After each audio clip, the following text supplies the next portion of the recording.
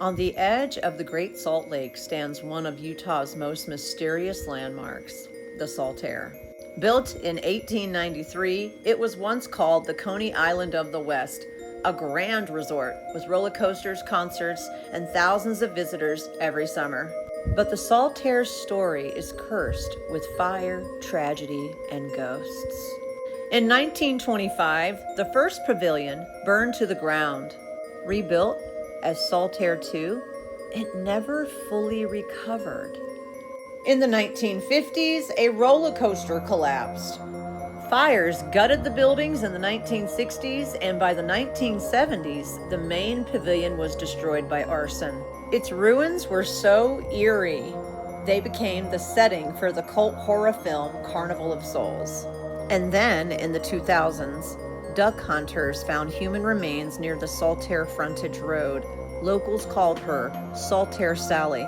For over a decade, no one knew who she was until 2012 when DNA revealed her identity. Her murder is still unsolved. Paranormal teams say the site is alive with spirits.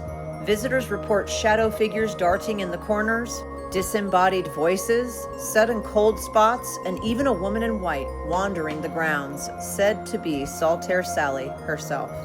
With its tragic past, unexplained phenomena, and the Great Salt Lake stretching endlessly behind it, Saltair remains one of Utah's most haunted places. It seemed as though the Saltair was constantly going through problems. Either it was fighting to rebuild after arson, or it was having to build train tracks to bring people closer to the water so they wouldn't be so far away from the water due to the water not rising up to the shoreline of the pavilion. And then there was the problem of the water rising up too high, so high that you couldn't even enjoy anything. One night in 2020, 4 people inside the Saltair heard the laughter of children echoing through the dusty, empty hallways. Footsteps and giggles, but no child in sight. Behind the stage lies an old plank salvaged from the first Saltair's boardwalk. Ghost hunters say the temperatures drop there, EMF spikes, and sometimes you can feel like something brushes past you, even though there's nothing there. They say the grand staircase holds memories. A soldier's silhouette stands looking over the banister. Unseen beings tread up and down the steps, just out of vision. Late at night, the cleaning staff hears water-cold banging from locked restroom doors, yet no one reveals themselves when checked. And then there's Saltair Sally, draped in white, pacing by the second-story windows, seen only when the moon is high over the lake. On an episode of Ghost Adventures, it was said when you walk out to the Saltair, you just get the feeling of pure isolation. The ground it's anchored to is still troubled.